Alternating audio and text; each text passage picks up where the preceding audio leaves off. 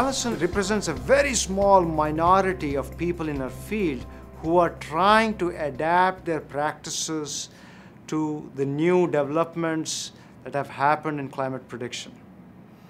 She represents extremely a very, very small minority of people who are really looking into the climate prediction. And there are several reasons for it. One is obviously that people are ignorant of the progress that we have made in climate prediction.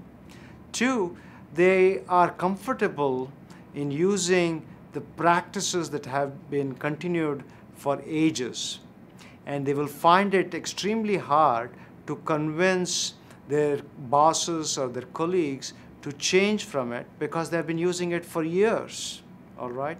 And what if they recommend a change and the very next year they do a decision where it fails completely and miserably, and then they have to face up to their colleagues and bosses to say that they suggested and they came up with such a poor decision that probably cost them dearly.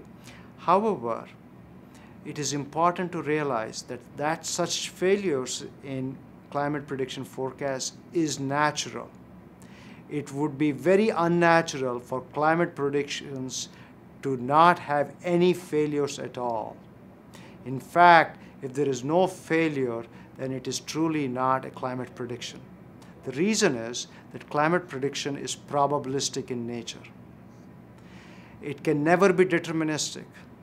So a very nice example is usually when you tune into weather.com or Weather Channel, they always talk about rainfall in probabilistic terms, that there is a 60% chance of rain and 40% chance that it may not rain.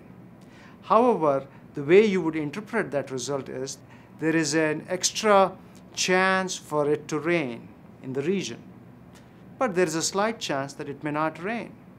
So as a user, as a layman, if I were to use that weather forecast, I would consider seriously of carrying an umbrella, even though there is a small likelihood, a relatively smaller likelihood, that I may not use the umbrella.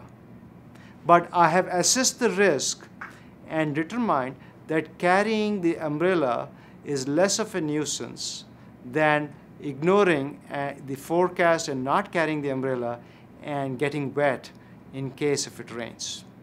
So likewise, climate prediction is probabilistic in nature. You will have to assess the risk based on the probabilistic climate prediction. And therefore, there will be years when you will make a decision and the observations will go contrary to the forecast. So there will be years where you will make mistakes that probably are unavoidable probably.